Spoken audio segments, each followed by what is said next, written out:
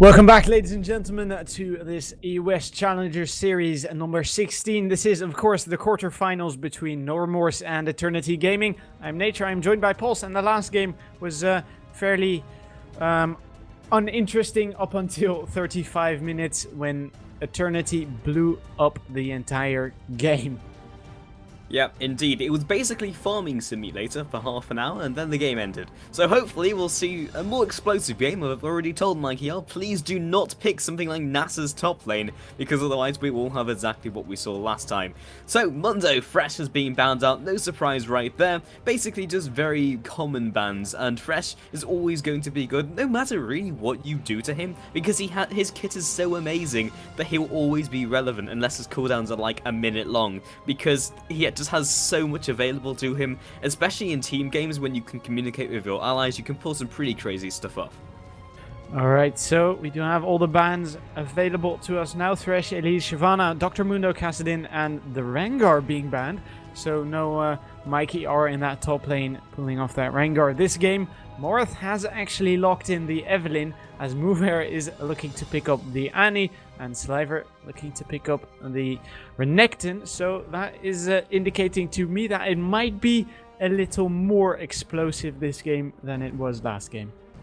Yeah, indeed. And like, there's many lanes in which like Renekton will not necessarily win. There's no real lanes that straight up beat Renekton. I would argue that Nasus can, because Renekton doesn't have enough to really bully Nasus out. But that's kind of a unique case. Renekton doesn't lose against anyone, but you can get lanes in which he kind of cancels himself out with his opponent, so that nothing really happens and they just kind of farm out.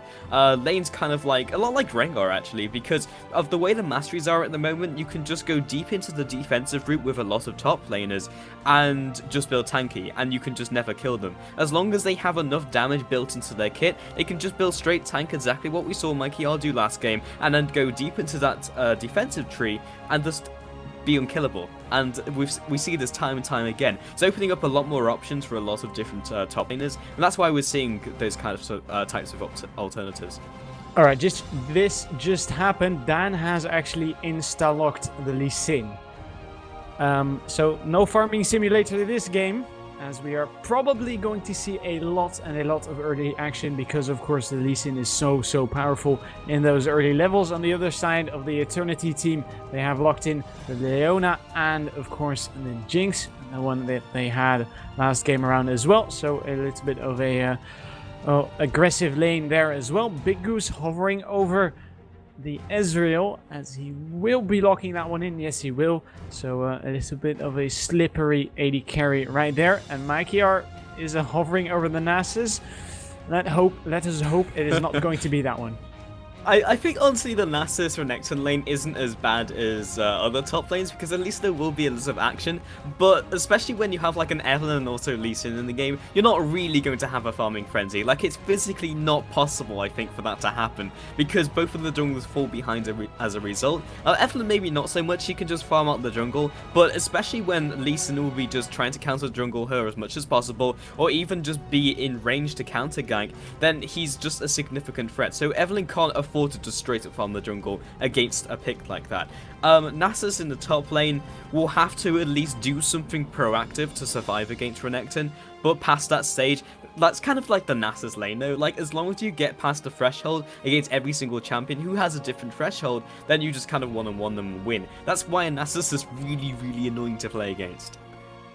However, Mikey R just at the last possible second switches out the Nasus for the Irelia. So we are going to have an Irelia, which I haven't seen a whole lot in this new season. Tordos picking himself up the Orianna, and on the other side we do have Fares looking to pick up the Karma, which wouldn't surprise me too much, because of course that would provide his team with a whole lot of mobility, but that would mean that it is going to be an actual mid lane Karma, which I haven't seen a lot of as well. Has Karma been locked in? Yes, it has. Okay, so it could be an Annie mid lane. She still operates very well in the mid lane. Karma could also be there as well. I wouldn't necessarily see why they would need Karma in this composition as a support, because they don't really have any issues getting into range, because usually you'd run Karma alongside someone like Mundo, like Shyvana, who don't have gap closers. Well, Shyvana does, but she doesn't really have the CC, and then you use Karma to basically get your bruisers in range or disengage your entire team. It works. But especially against a very aggressive lane in the bot lane, I'd be surprised if they went with that. At the same time, you can disengage from Leona, but Karma herself doesn't have that disengage. Big Goose is hovering over it, and that is their mid laner, so you might well be right, it might be in mid lane. Yeah, it is going to be indeed the mid lane Karma. Dan just told me. So these are your lineups for this game. No Remorse looking to redeem themselves. Regardless, we are heading into a quick commercial break. As Dan just told me, Karma is a placeholder for Karma. So when you want to bet for the upcoming games, you can type !bet in chat and follow the instructions. We will be heading into a quick commercial break. As I said, we will be right back.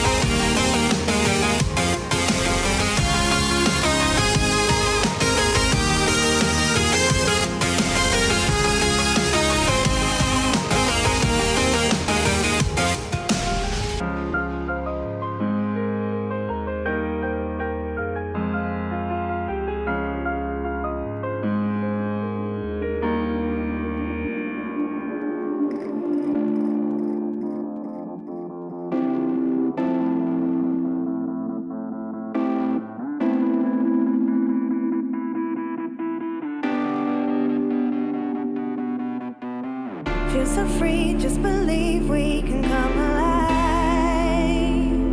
We're so far from the ground, but I'm not looking down. Feel the warmth of the breeze rushing over me. Now we're soaring high, reach and touch the sky.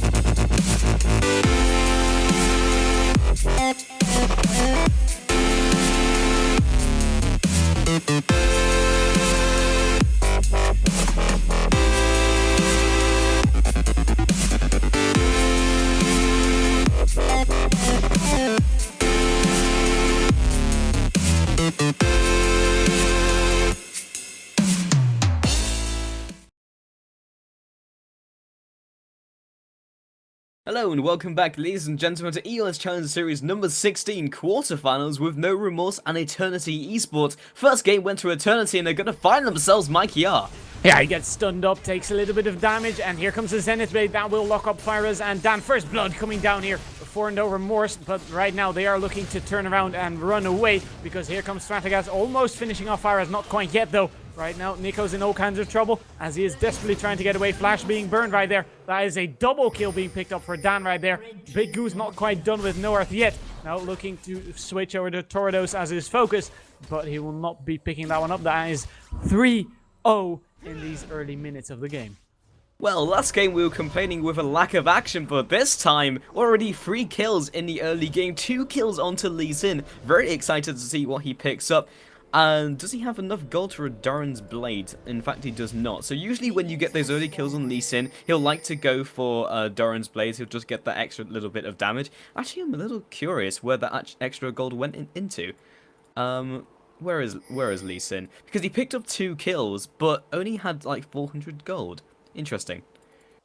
Yeah, I believe they have removed some of that first blood gold in the latest, or in that single latest patch. As right now the blue buff has spawned, so the game has started.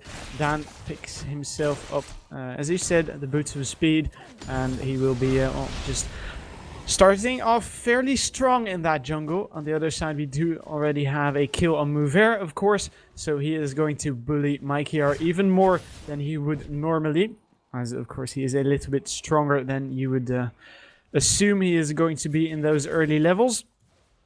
So North has actually been spotted out by the pink horde, so Fires knows he is coming. And North maybe looking to find someone here, or maybe actually steal away this white, but I don't see anything happening just yet. Yeah, this play was a little strange from Moaf. He didn't go straight to his blue buff, mainly because he knew Dan might be going towards it. They had the lane swap up, so he would inevitably going for that as well, and especially when he had the support of his support player, then there would be very little Evelyn could do about that. But cycling towards the blue buff was a very odd choice, because he wasn't able to go for the dive, especially at level 2, and by not even contesting his blue buff, he basically loses the buff, he's level 2, Lee Sin picks up another buff, and snowballs even further ahead. So, No Remorse, if they keep up the pace, they might just snowball the game off the back of this. Well, that would be very, very interesting, especially after last game. So right now Dan has hit level 3, so he's probably going to look for a gank. Meanwhile, in that bottom lane, Fires might be in trouble here, as Nikos and Stratagas are looking to pressure him a whole lot. Fires takes a little bit of poke because of those rockets, of course, as we do have actually Dan rotating over towards Fires' lane, that bottom lane, of course. Meanwhile, in that top lane, Mikey R trying to hang on to his turret as much as he can, but he is having some trouble. Now, of course, Aurelia has got that sustain built in, but I believe she is going to have to hit level 6 before she's actually going to be able to utilize that. Yeah, this early game is all going to be about how these junglers interact, because Moaf will need to go for these ganks, otherwise he doesn't do very much in the mid game. He doesn't teamfight very well, he can't gank because people have gone away from the laning phase, and then perks up later towards the later on into the game because he just builds more damage, and then Agnes embraces all the tankiness you necessarily need, especially when you have a team which can complement that and has enough damage built into it. So it's basically just seeing how much Dan can do if he wants to go for those counter ganks, or indeed just wants to go for the ganks himself, because he knows that Moaf won't be able to counter gank or even remotely try and deal him. And Moaf is just finding it very difficult. His lanes aren't very nice for ganking. Renekton's always impossible to gank because they'll be pushing up against his tower, he has the slice and dice, and top lane's going to be 2 versus 2 at a push, and Evelyn is so far behind. So Moaf is just finding it incredibly difficult to do anything. And on top of that, there's 2 incredibly strategically placed pink hordes, which are, of course, spotting him out every time he's looking to gank so far. So Big Goose did get a lot more damage on towards Moarth than Moarth did on Big Goose. Meanwhile, we do have Dan rotating over towards that middle lane. This might be dangerous for Tordos. Dan just waiting and waiting to maybe something to happen. Big Goose goes in on towards Tordos, does manage to lock him up. Here comes Dan, takes a whole lot, or forces Tordos to take a whole lot of damage to the face, but this is going to be a very even trade. First blood, the 4th kill going over towards Big Goose, but he does get out in the end, as right now Marth and Dan are facing off 1 versus 1 in that middle lane. You have, of course, Nico's rotating over there. Dan might be in trouble. Zenith Blade is available. Flash Zenith Blade on towards Big Goose. Big Goose is standing under his turret, rather. Ignite has landed on towards Big Goose. Flash being used by Moab. He is so deep as he doesn't quite go down yet to the turret. Dan, meanwhile, that middle lane will be finishing off the Leona, and that is a fairly explosive start of this game.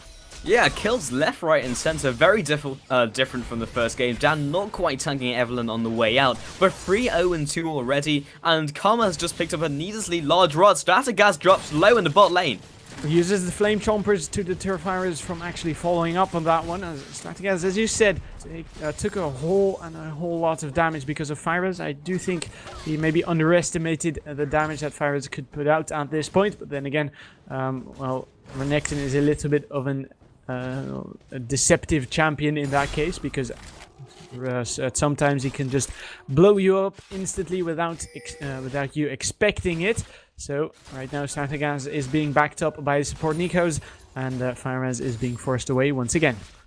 Eternity have very few ways to really catch up in the game, but what they do have is very good scaling through itemization. But it's about trying to get that gold. Virus again jumping onto Stratagas. Now Stratagas uses the Flame Chompers that will knock up Virus. Virus taking a whole lot of damage, being forced to flash out. Dan is there to help him, and he picks up yet another kill. That is his 4th kill of the game, as he did manage to kill Stratagas, of course. And this isn't looking good at all for Eternity. Yeah, we just have to see Eternity try and stall this game to the point where they're going to be slightly stronger. But the mid-game pressure is so strong from NoRemorse, plus those 3 early kills, means they have the natural advantages over all of their lanes. So it's just going to be a matter of how Eternity catch back up again. Slifer, though, they've gone for this engage. Yeah, he goes down almost instantly. Right now, they switch their focus to the only remaining member right there. That is Mover, being forced to flash. Doesn't have his stun available. They are looking to follow this one up, and they will be able to take him down. That is a little bit of a consolidation prize right there for the Eternity team, and they might be looking to put a whole lot of damage on towards that turret. Well, they do decide to back in the end, as of course we do have Mikey R sitting on around 2,000 gold, and he will surely be picking himself up something nice there. They're unfortunately in this position where if they want to go for engages or if they want to try and catch up, they're going to lose something in response. Because of those early kills going onto Lee Sin and him being the one snowballing, he can make things happen. For example, if the kills were on maybe the top laner or maybe they were all centralized on the mid lane, then okay, then they're a massive threat when it comes to team fight. But by having it on your jungler, it means that they can be more mobile, they'll have more items available to them, because the first blood and first couple kills allowed Lee Sin to pick up the boot. He's going to be more mobile. He already picked up the red buff away from Evelyn while she was going for that gank. So even though they pick up 2 kills in the top lane, Evelyn still continues to fall behind in the long run. Yeah, she certainly does. As she is rotating over towards that top lane. Mover has got his stun available. He's not quite level 6, so Tibbers isn't there just yet. As we do have North showing himself and clearing out those minions. And, well, we do have that Trusha Barrage coming across that as well. That will be used to clear out those minions even faster for NoRemorse. Morath is sticking around to, well, maybe deter them from taking down this turret. As we do have that NoRemorse AD carry and support taking down those wards. As Morath is actually snuck in towards that rush, and this might be trouble for Sliver. Sliver uses the Arcane Shift to get away, and we do have that turret going down in, where was it? Oh, that was actually the top tier 1 turret.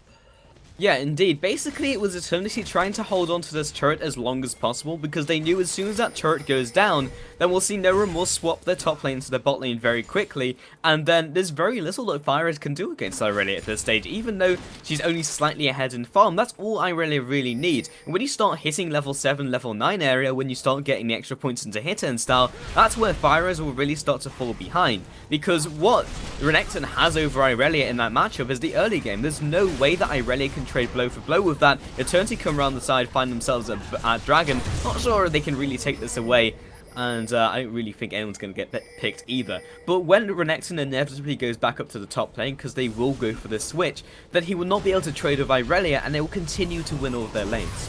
Alright, so Trusha Barrage coming across in that middle lane. Mikey might be able to do something about this. Good Agnes Embrace, but that is not going to kill anyone just yet, as NoRemorse do disengage fairly successfully, as they have, well, reached the safety of their turret. And they did get a whole lot of damage down on towards that middle turret, and that is, well, these rotations that I would almost call NoRemorse or Avalanche Prime, as they were formerly known, well, famous for.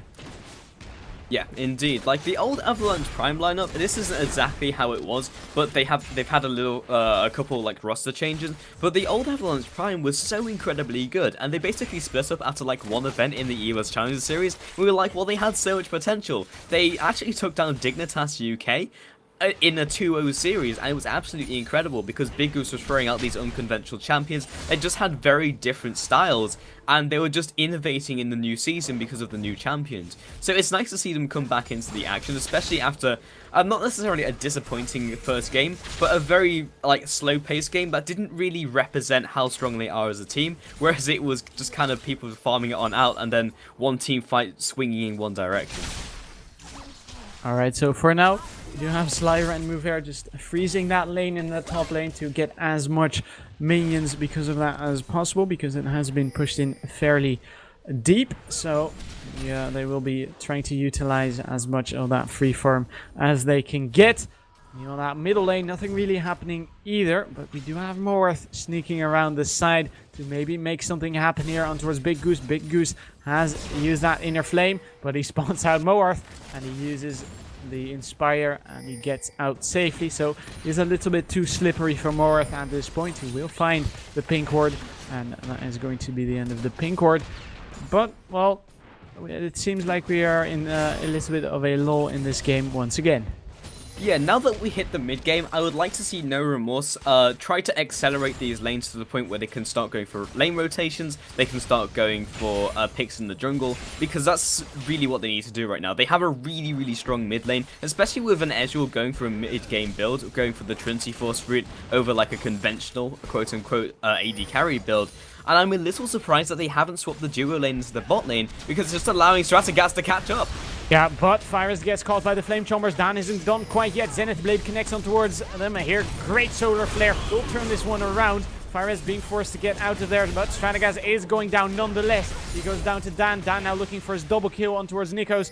Here's Mover. Flash Tibbers. Nikos is surely going to be going down, and Big Goose will be picking that one up. 8 in 3. 8 versus 3 in kills here. And NoRemorse looking to pick up their second turret of the game.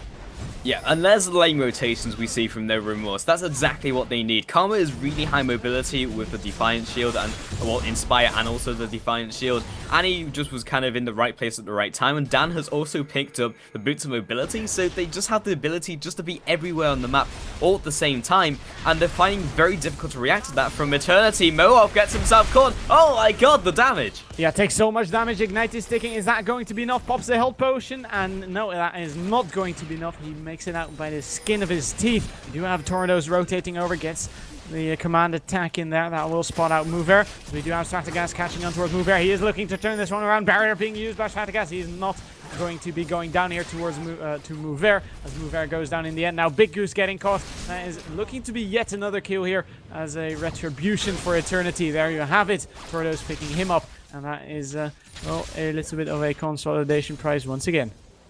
Yeah, like NoRemorse pushed way further than they needed to. They picked up those couple kills, then they picked up the turret. Great. Now we can just back off, maybe pick up a red buff as well. That would be a really good trade and just play it safe. They've done what they needed to do, but as a result, they lose a tower in return. They lose 2 players. It's just them getting a little bit too aggressive when they don't necessarily scale off for a good another like 10-15 minutes, and even then they're going to be strong. So they're not pressed for time. They don't have a team composition where they're like against the clock, because Mikey R isn't going to become a monster until later on to the game either. They just don't have anything to threaten them, so they don't need to be that aggressive. Alright, so Marth looking, he can actually find his blue buff, but Dan has already stolen that one away. Great rotation once again right there out of NoRemorse, making use of the opportunity to take down that blue buff, as Big Goose will be taking down his very own blue buff. So that is 2 blue buffs, of course, on the side of NoRemorse. And Sliver and Mover in that top lane pushing that one out. But the problem with that is, of course, that Mikey R might be getting a little bit too much free farm if he decides, or if he's able actually to freeze that lane. Meanwhile, that middle lane, we might have Tordos in trouble. Mover comes in, hasn't got his flash available, but he doesn't need it because Nikos is overextended. He gets stunned up by the Tyrus, takes a whole lot of damage. Here's Dan, doesn't quite connect the Sonic Wave. Good Shockwave, will pull back too, but it really is not enough because Big Goose got a great inner flame off.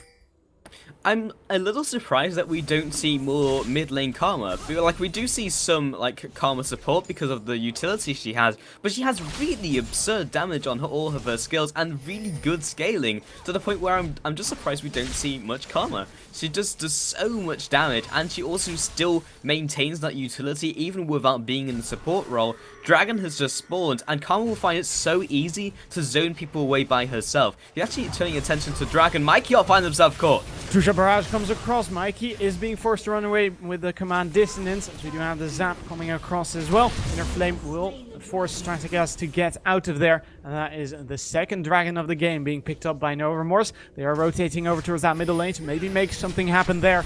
And I don't think Tornadoes will be able to defend this one on his own. And NoRemorse has realized this, and they are looking to push this one down. Yeah, mid lane is a pretty smart choice. After this, there's very few places to go. They can't necessarily keep going through the middle lane because it's very easy to start reacting the further you get towards that nexus. So they'll probably just back off and either go back to base or just split up back to the respective lanes. But they rotate so well, they'll just need to either get a pick or try and start grinding away at these turrets. But at the moment, there's nothing else to be done. There certainly is not, as NoRemorse is looking to be a little bit too much to bite off, or a little bit too much to chew for NoRemorse at this point. More to get put out there. Doesn't quite manage to get taken down by Sliver, as Sliver is a little bit too slow in his attack speed for that. He's looking to put some more pressure on that middle lane for now, as Big Goose will be reinforcing him in that. Well, we might have Nikos and Stratagas in trouble here, as Dan is looking to flank around the side. Mover doesn't quite find Nikos. Nikos, well, gets a little bit of a cheeky juke out there, but it surely isn't going to be enough here, as meanwhile in that bottom lane, Stratagas being caught by Dan. Dan is getting those red buff procs on towards him, completely out damaged right there, and Dan gets a shutdown on him, or Stratagas actually gets a shutdown on towards Dan. So that is a little bit of a, well, once again, consolidation prize. Morith gets caught near that middle lane. He's being forced to run away. Firez, I don't think he can actually chase this one, but we are going to have to see. Flash comes in, Shockwave being used as well. That pulls him towards Morith, and Morith goes down. Ignite is taking on towards Firez. He isn't going down quite yet, as we do have the Big Goose double kill coming out as well. Again, NoRemorse are just rotating so incredibly well because that's what their composition lends itself towards. And Eternity go for these aggressive plays, but don't have anyone to back them up because they're low mobility. They're essentially committing Mikey R to the top lane because he needs to get to that late game for his farm. He needs to start itemizing, so does Evelyn, and they can't effectively get to the lanes in time to help their allies, whereas NoRemorse can win the fight, they can rotate, win another fight, and then continuously ramp up the pressure in each one of these smaller skirmishes and win all over the board. And Big Goose's damage is just absolutely absurd. 625 has picked up the Rabadon's Death Cap, and even at one item and kind of like a half with Sork Boots and also the Fiend's Codex, just does stupid amounts of damage. Yeah, this is a little bit disturbing for the Eternity lineup, or at least it must be disturbing because that damage is maybe a little bit too much to handle for them at this point. We do have Tordos looking to pick up some of those wraiths. Doesn't have too much damage, or enough damage rather, to do so at this point. So NoRemorse once again pressuring that middle lane. We do have Mover. Flash isn't available, nor is Tibbers, so he's not going to be able to flash in there and stun up an entire team. But Dan and the rest of his team still pressuring this middle lane, as I said. And, well, we might have Firez and Dan maybe clearing out some wards near that Baron area. And this is such an well, convincing game compared to last game. Yeah, NoRemorse, their kind of like objective right now is to start farming, farming the opposing job, but also warding it up and try and gear themselves up to taking one of these other inner turrets. Like top and mid now, top and bottom, sorry, now that the middle turret is down, is far easier to get to because there's no real sanctuary to run away from for the opposing team with Eternity. And actually, yeah, blue buff wasn't quite stolen by Dan, but right now they're actually just going for split pushing. They're feeling so confident in the respective lane matchups that they feel that they can win them without really needing to clump up as 5. So that's actually like far worse for Eternity, because they can't kind of counterplay them, because they can't combo their champions together. And right now, Big Goose has actually picked up himself the Relonomicon, so if he decides to hit Mikey R at some point, that is going to, well, deter him or damage his ability to heal up with his ultimate, and that is going to damage his, well, champion overall, because that is such an important part of the Irelia. Meanwhile, we do have Fires taking a whole lot of damage, being forced to use that Dominus. Tordos isn't quite done chasing yet, but here is Dan, gets sped up, and here we do have Tibbers being knocked back, and down he goes. Big Goose is unstoppable at this point, and as I said, I feel like he is a little bit too much to deal with for No Remorse. It genuinely feels that Eternity are just getting demoralized at this point, and I don't really blame them. Being this far behind at this stage in the game, 2 towers, also 8 kills and the rest of the gold, being 3 kills down in the first like minute is not a good place to be in, but you can see them just not making the right calls just in general. Like, they'll go towards an objective, they'll just have one person out of position, and it doesn't seem like the calls are very fluid. We didn't really get to see much shot calling in the last game because it was everyone farming and then one team fight, but this time there's a huge discrepancy opening up between these 2 teams and how they react to different situations. Like, it might be slightly down to some of the picks and just how the Evelyn pick and the Irelia pick at the moment can't really offer anything to either skirmishers or to fight because they haven't itemized yet, but it just feels like they're not making the right decisions. And last game around, we did have Eternity having a 2,000 gold lead and then just blowing up everything within a couple of seconds. And at this point, we do have NoRemorse sitting on what is almost a 5,000 gold lead. They are looking to extend that one by taking down this dragon. We do have, of course, Stratagas right there. Maybe able to steal this one. That would be very amazing, because he's not going to be able to do that one. We do have, of course, Eternity looking to capitalize on that by taking down that middle turret. Trusha Baraz comes across. Big Goose isn't done quite yet. Tibbers comes down and towards Morris. Morris is forced to flash out of that Sonic Wave, to dodge the Sonic Wave, rather. And right now, No Remorse barging down that middle lane. This is going to be extremely dangerous for Eternity. Yeah, so Eternity actually did make the right decision. They grouped up, went down the mid lane, and tried to trade the middle turret for Dragon, which was the only real play they can make, because they're not very good in these anti-siege situations, especially when Stratagas, 1, takes so much damage, but 2, cannot really get in range to utilize those rockets, and the sheer poking ability just from Sliver and also Karma is enough to completely shove anyone away from this turret. They can literally just afford for this wave to come down the mid lane, even though it's so far away, because they have so much poke.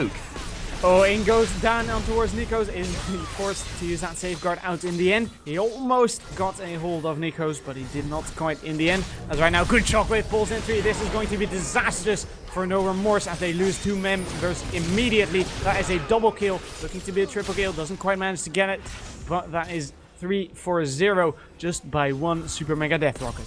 Wow, that was absolutely absurd. The ultimate chain, essentially, from Orianna the Shockwave into Super Mega Death Rocket. I know that is so incredibly difficult to say. At least Ziggs isn't in this game. Otherwise, that would be confusing me to know, and Big Goose always gets caught by that. But that single play with those 2 ultimates perfectly placed on top of each other has converted that into a tower, and they probably can't go any further because Karma's still alive and she has anti-siege, but it still shows that they're definitely well and truly still in this game. Yeah, they really are, as we do have Nikos trying to ward up that Baron area as good as he can. They are being chased right now by Faraz and the other parts of the gang of No Remorse. Sonic Wave lands on towards Stratagas. This is going to be not good at all for him, being forced to flash in the end. Zap comes out, will not quite connect. Faraz actually forcing away 3 members of Eternity right there.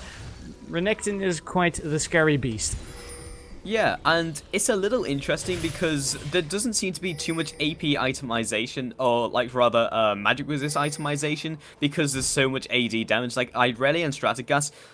But But the fact that it's like essentially an even split, I'm surprised there isn't more magic resist. Like, Sunfire Cape is a very conventional pickup for Renekton, and now he's starting to itemize towards the Spirit Visage. But from the jungler, from the mid lane, and the rest of the board, no one's really got any magic resist. So if they get caught by Agony's Embrace, followed by the Shockwave, and just a continuous wombo combo, they will melt.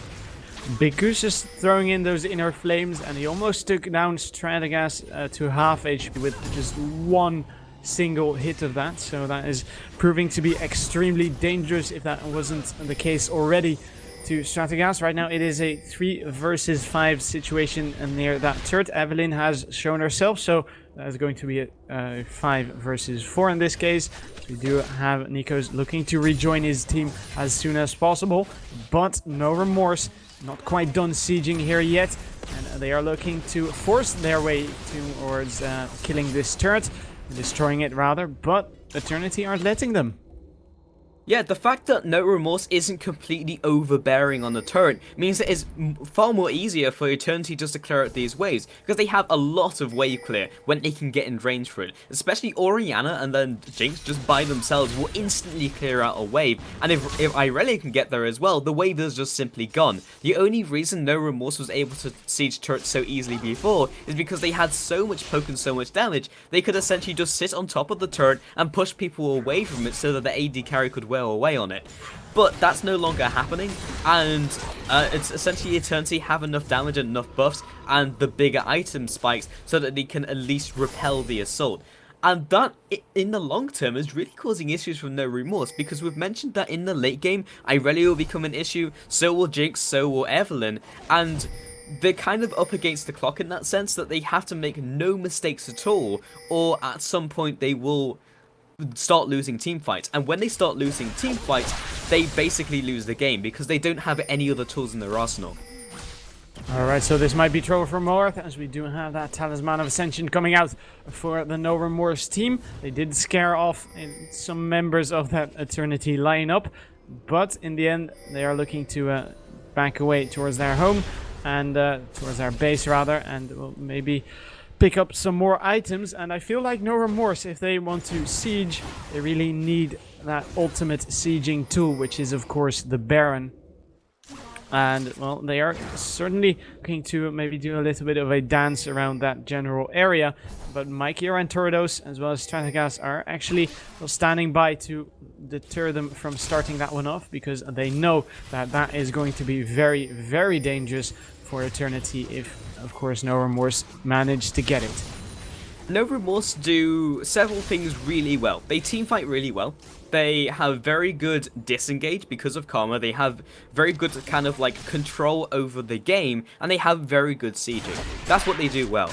But because they can't really pick teamfights, because their initiation is essentially Annie, they can't go for the fights they really want, and it's just allowing Eternity, without really doing anything, just means that they can't go for fights on their terms, and Eternity can just keep backing off, keep farming until they get to the stage in the game they want, and then they go for the engage. They have Agony's Embrace, they also have Mikey R to dive in. On top of that, there's the ball delivery system alongside Leona. There is so much engage there and ability to get into a fight. It means that when they want to fight, when we get towards late game, when they feel strong enough, it will happen, and it will slide the momentum so rapidly in their favor. We could see a huge momentum shift as we progress later into the game, and I think NoRemorse are well aware of that. NoRemorse did just pick up the dragon, so they have claimed a little bit of a, or they have extended their gold lead just by an inch, if you will, here, as they are sitting on around 5,000 gold of a lead right now. We have Dan once again looking to walk around that Baron area to maybe find someone, or maybe find a little bit of a pick here, as Mover is reinforcing him there. But well, this is nothing too interesting happening just yet, as both teams are looking to increase their strength by picking up some more items. Trusha Barrage comes across in that bottom lane to deter those minions from pushing too hard towards the side of NoRemorse. And well, both teams looking to clear out as much wards and deny the other team as much vision as they are humanly possible to. And that is just basically what's happening right now. But Eternity might be looking to push this middle lane. Yeah, the slow game significantly favors Eternity, and now that we have no Remorse kind of just pressuring the Baron area in terms of vision control, that's basically all that's happening. That's pretty significant because it shows that they can't go for those tower sieges and they are now moving as a group. So it looks like a team fight will open up, and the fact that Eternity is also grouping themselves shows that Eternity feel confident enough in their team fighting ability that they can actually go for a fight right now. And that's quite scary for No Remorse. It means that if Eternity win the next team fight, then they'll have a momentum shift, they can start sieging. If they lose the next team fight, well, it's not really a big deal because they'll go back to this where they just kind of farm it out. They have to be careful in the sense that No Remorse, if they get a clean sweep, will take an inhibitor or maybe take a couple Nexus turrets, but as long as they keep a couple people alive, specifically their wave clear, such as Stratagas and also Turridas, then they're in good shape because they can lose a team fight and still essentially stall out the game. Alright, so once again, these two teams facing off in this little bit of a Mexican standoff here, as the sweeping lenses come out once again, and it will clear out as much ward as, well, they can once again. As Trusha Barrage comes across, that will push out that top lane, and this might be it. Uh-oh, No Remorse looking to get a gank in here, could flash, but that is not going to catch on Tibbers. Nikos gets caught, gets a good Zenith Blade in.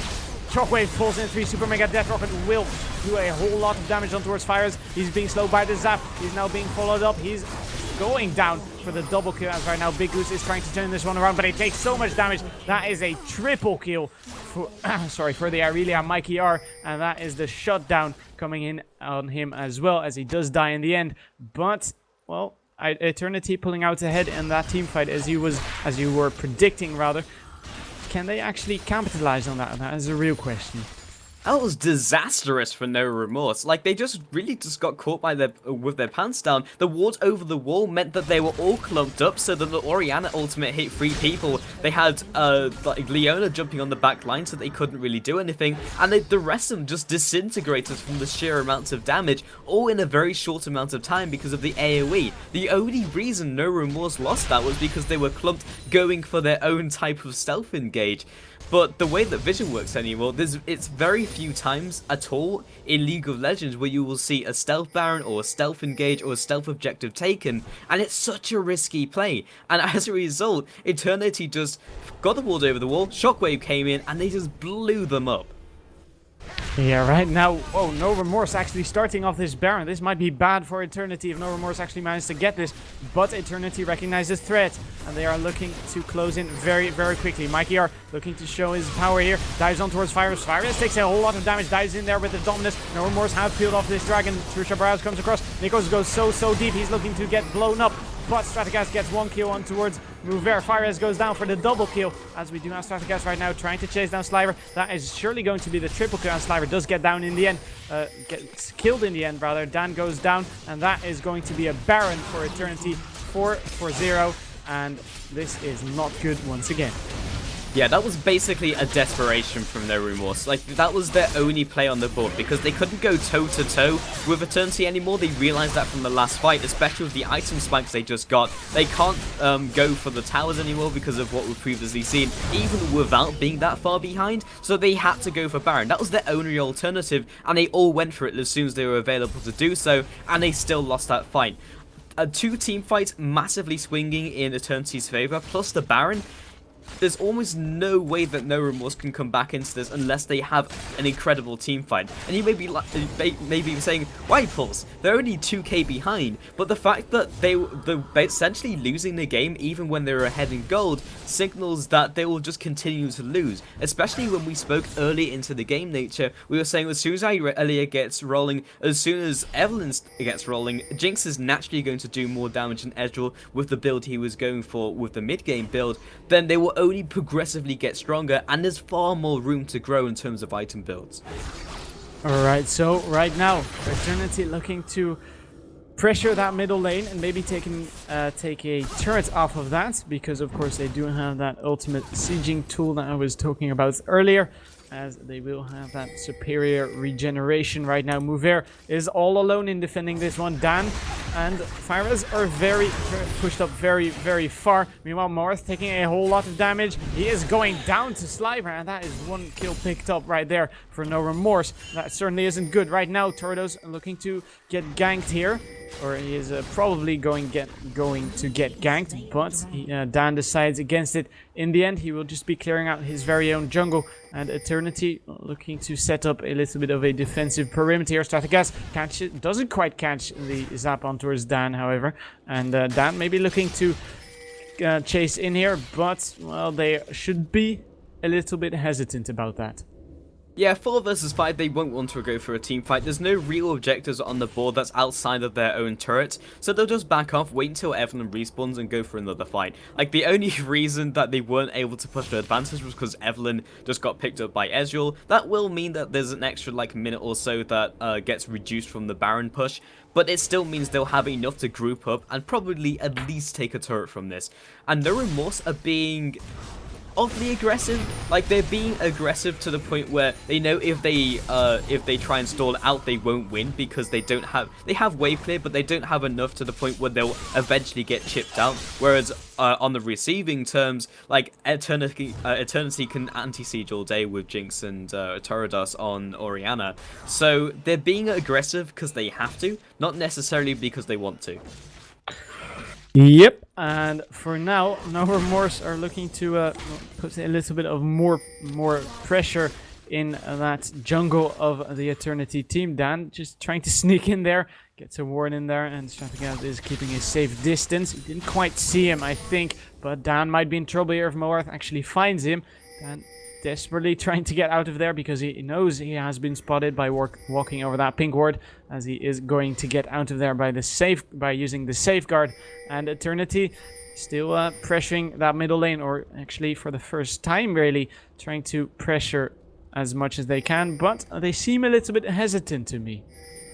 Yeah, they're not completely just clumping up and going straight for a tower. There's no real reason not to, and I think it's just because of the minions being in the wrong place and then not kind of planning ahead of time, and plus because of Evelyn that kind of threw them off their game and ruined the flow of what they wanted to do. Now that the minions are finally coming in, they will look to tower siege, and especially if they just push people away just for a couple seconds, Jinx at this stage in the game literally destroys towers in a couple seconds. So as long as they push them away using Orianna's poke and the rest of it, they should be good to go. But Ezreal's ultimate has been used, but that won't be enough for the next wave. No, indeed, that is not going to be enough. Meanwhile, that middle lane minions are grouping up as well. This is going to be dangerous. Oh, Moarth actually almost dying to the inner flame of Big Goose. So we do have, once again here, minions, as you said, which are going to be a pain to deal with for NoRemorse. But Eternity, in the end, actually backing away, and well, their Baron buff has timed out, so they really do not have that extreme sieging tool at this point anymore, as Mover is looking to maybe get a Flash Tibbers in there, but that has to be a really good Flash Tibbers if he actually wants to make it count. Yeah, I really don't like the fact that Eternity is still sticking around. They know there's a large minion wave in the top lane. Great, maybe it will do some damage to that lane. But the fact that Moarth is on 40% HP, a stray in the fire will literally one-shot him. And if they go for a fight, the same will happen unless he lands Agony's Embrace first. Okay, great. But it's a very risky play where they do not need to take these risks. Baron, however, is coming up in 1 minute and 50 seconds, so that means we might see Eternity rotating over towards that general area when they are done here. They might just be stalling for now, as they are keeping their safe distance, and they are looking to actually put a little bit of pressure on towards this turret. Dan uses the safeguard to make him, well, to safeguard himself. So we do have the Solar Flare coming out.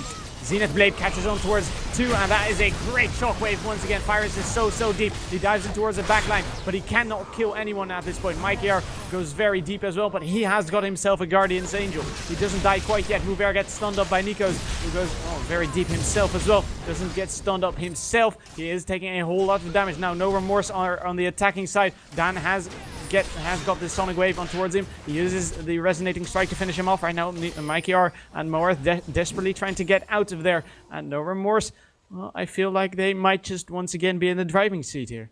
Yeah, that engage was dicey. It was a 1-for-1 trade and the tower goes down, so Eternity still massively come out ahead, but it was a risk they really didn't need to take. It was good because Nikos landed the perfect Zenith Blade into Oriana's ultimate and basically became the ball delivery system herself, which was fantastic, and then Aghady's Embrace could come on top of that, so she had the shielding, she had the temporary ability to be strong enough where she could team fight efficiently, but had that gone the other way, for example, had Big Goose landed in a fire onto Moa, that would have instantly been a 4 versus 5. Had Fire been a little more defensive and basically been the front line that his team needed, and everyone being in the right position, say Shockwave had only hit 2 members instead of 3 or 4, then that could have massively backfired.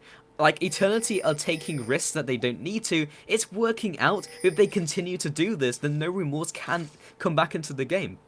Moworth might be in trouble here, rather. Dan gets a good safeguard on towards that turret, towards that ward, rather. Moworth uses the Agnes Embrace, but that is surely not going to be enough. Uses the Zonia's Hourglass as well. Great Tibbers comes down on towards him right now. Mikey are trying to dive in towards that back line. We do have this coming at Death Rocket, just whiffing completely. Fires is so deep. He is going down first. Or is he? Because he somehow survives just a little bit longer to stall for his team to arrive here. Mover going down second. Right now they are just trying to chase down No Remorse. Sliver desperately trying to get out of there, as this is surely going to be a dragon for Eternity. A Baron, rather. Yeah, indeed, and Fires always goes so far into the back line, he does a lot of damage, but if he was just slightly closer to his team, he'd be affected by Big Goose's Defiance, he'd be affected just so that the rest of his team could follow up and potentially mop up, but it just means that Eternity's front line engaged and they disengage because it's much easier to do so. Baron stealed by Dan! Are you kidding me? Dan actually steals the Baron right here. We do have Moarth dying as a result of that, but Dan died himself, so that is a 1-for-1 trade. Baron being picked up for No Remorse. That might just be what they need to actually siege that base of Eternities, but then again they really have to wait for Dan, because otherwise it is going to be a 4 versus 4, and I don't think they are going to be too comfortable with actually fighting in that situation. So they are just clearing out all those minions out of their base, and they might actually be sieging right after that. No Remorse are just clinging on into this game, and by all rights they shouldn't be able to do that, especially with the way these team fights are going, but they're just making such incredible plays, and Eternity are just making unnecessary plays and being way too risky with their advantage, where they could just play the slow game and just eventually push No Remorse back. They're going to pick up the dragon, it's going to be the consolation prize that they want, they're going to pick up the rest of their buffs in their jungle, but as long as they just clump up as a group, go for a team fight, or just continuously ping away at a turret using the extra range from Jinx, then they're good to go. They do not need to do anything outside of that, but No Remorse are constantly picking up on their mistakes. Eternity just gotta play it safe. Yeah, this is, well, No Remorse are certainly not ahead a mile, but Eternity are, well, not doing too good either, as you said, as both teams are just, well, staring at each other from both sides of the map and waiting for each other maybe to make a move here, as we do have right now Eternity looking to group up with Nikos and Turdos in that middle lane, clearing out those minions. No real objectives for the taking for either teams at this point. No Remorse are actually waiting in their base maybe for someone to appear and pick off, but of course Eternity is a little bit too smart to actually make that happen, and this might be it. No Remorse cruising down that middle lane, and that forces Eternity to start preparing themselves for this assault. Moarth is maybe a little bit overextended as he is being called back towards his team, and well, No Remorse is not quite out of this game yet. Yeah, No Remorse want to utilize the Baron, essentially. They have it on a couple players from that steal from Dan, and they might be able to get a talent from it. Again, they don't necessarily need to. Like, as long as they can keep capitalizing on the mistakes that Eternity are just opening themselves up to, they'll constantly start using these advantages and will edge ahead of Eternity, even though that necessarily shouldn't happen because of how they get outscaled in terms of the champions they're using. And right now, they're just going to sit in the base. Like, they don't need to do anything else. They're doing what Eternity should be doing. Yeah, they certainly are. We do have Strategas actually picking himself up the Guardian Angel, so he's going to be able to stay in that fight a little longer if that eventually does erupt. We do take down that turret rather, sorry about that, as they are looking to actually pick up some objectives in that top lane, as they have actually taken down all the turrets except for those inhibitor turrets, and Strategas still looking to pressure that top lane while the rest of his team is actually looking to pressure that middle lane. And he is doing so much damage on those turrets, and I feel like NoRemorse are really having trouble dealing with that. Yeah, Jinx is very, very good at sieging turrets. She does the same sort of thing as, like, basically when she didn't exist and it was just Caitlyn, where she has that extreme range using her Q with Mr. Fishbones, and then they just ping away at those turrets, they rotate, they keep going at them. Now that the towers have a little bit of regen, that's not a viable tactic just to go with one ping, back off, and go for a team fight and go back again, because it will be healed up. But in the short term, as long as they can keep doing that, they will eventually chip down these turrets. But as soon as they allow Strategas and they have someone out of position, just literally a couple seconds with Pow Pow, she'll just delete a turret. So they need to have the right rotations, but of course being in their base, it makes it a little easier. Alright, so the Baron buff has actually worn off, so NoRemorse don't have that well, a little bit of an edge maybe they had earlier, as Eternity aren't done sieging quite yet. They have a huge minion wave forming up against them in that bottom lane. That is surely going to take down that turret, but they really don't care at this point, as we do have Tordos getting caught, but Dan isn't going to be able to pick that one up because Tordos is looking to turn this one around, and Dan is being forced to flash out of there in the end. Turret in that bottom lane has gone down, but they really do not care about that. They are rotating over towards that top lane. Firez gets hit by the super mega death rocket, and this turret is going down very quickly. Sliver gets caught. Shockwave doesn't pull him in back, as we do have Dan being pulled in back. However, Agony's Embrace comes in. Firez is going down first right now. Dan going down as well. He is not going to be able to live through this, or is he? Because he does manage to survive by the skin of his teeth. We do have Nikos dying as well. Norris trying to get out of there. Tordos taking so much damage because of Big Goose. They are looking to actually force Eternity out of their base here, and Eternity walking away with their tail behind their legs. Yeah, even though that looked incredibly sloppy from Eternity, they only did that just to buy time for Strategas just to kill the turret.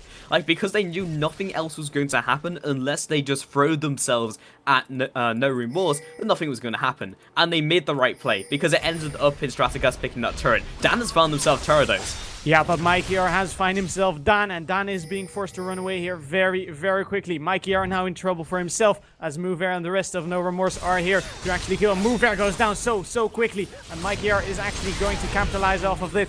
Very, very good. He is going down in the end, but he did manage to pick up Mover. Right now, Shockwave comes in on towards Big Goose. Big Goose being forced to shield himself. Tordos is looking to actually survive here, and Sliver and the rest did pick themselves up one kill. Ooh, Super Mega Death Rocket doesn't quite go down. That is a 1-for-1 trade in the end, and I have to feel like not too sure who actually came out ahead there, but Strategas once again looking to pressure that turret. He gets caught by Firez. Big Goose gets caught by doesn't quite get caught by the Flame Chomper. Strategas trying to turn this one around. He gets the Big Goose. He gets popped in towards his Guardian Angel, and he is not going to be able to live through this, as the Sonic Wave doesn't quite connect. Solar Flare comes down. Are you kidding me? Strategas is looking to survive, or is he? Because he goes down in the end. Moarth now being chased down by Dan, and Moarth desperately trying to get out of there. Nikos is not going to survive here. Gets a good Zenith Blade off, but he flashes in the end, gets stunned up once again. Sonic Wave comes through, and Nikos is surely going to go down here.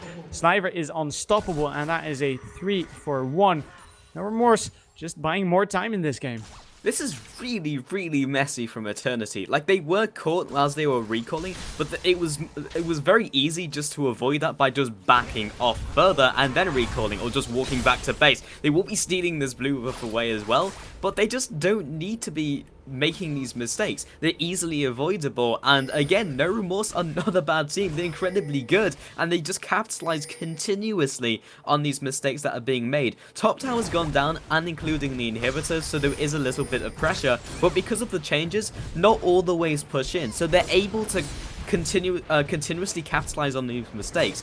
Whereas before, in like previous patches and previous seasons, if an inhibitor had gone down, they would have to be confined to their base, and even if Eternity did slip up, then NoRemorse wouldn't be able to do anything about it. But now, even though the inhibitor's down, they have to keep up the pace. They can't afford to let it slide.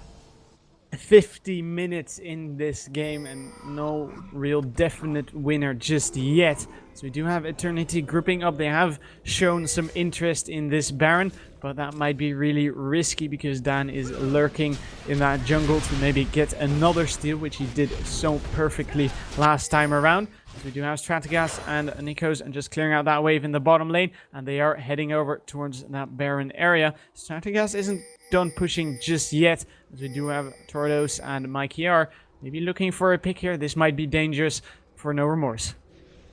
It's dangerous in the sense that Dan needs to make a decision right here. Does he try and steal the Baron? In which case, great. If he steals the Baron, then they have Baron. But he'll probably die in the process unless he uses the Q and is able to safeguard out. But that puts another member of his team in a dicey situation. And 4 versus 5, even if his team does have Baron, they won't be able to stall it out. So they'll need all of those 5 members. So he has to make the slickest steal of the century, or just not try at all. Because if someone gets caught at 50 minutes into the game ends. Eternity looking to recall here. I'm not sure whether that is the best decision, because that might just open up a slight window where NoRemorse can actually rush this Baron, but NoRemorse, of course, do not know this, because they do not have a whole lot of wards in there. Morath just scouting out the area. Trusha Barrage comes across. That will clear out as much minions as they want, or as it can, in that bottom lane. We do have Tordos maybe looking for a sneaky blue buff here, and that might give him a slight edge, but we are just going to have and see, as we do have Eternity starting off this dragon. That might just once again give NoRemorse that window, but they are being hesitant, which is quite wise if you'd ask me. Yeah, and we're hitting the stage in the game where everyone is basically full item build. Maybe some people are up 5, but everyone's getting to that stage, and it looks like we might have a pick in the mid lane.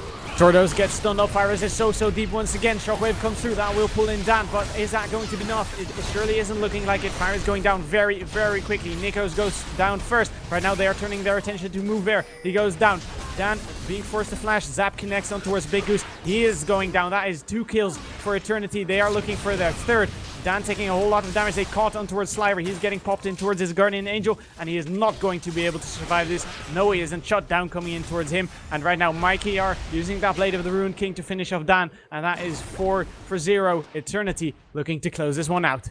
Yeah, 4 for 1. Top inhibitor is exposed. We've got the minions sliding in. In fact, the surrender vote comes out, and that will be Eternity picking up the 2nd game, 2-0 in this series versus NoRemorse in an incredible set of games.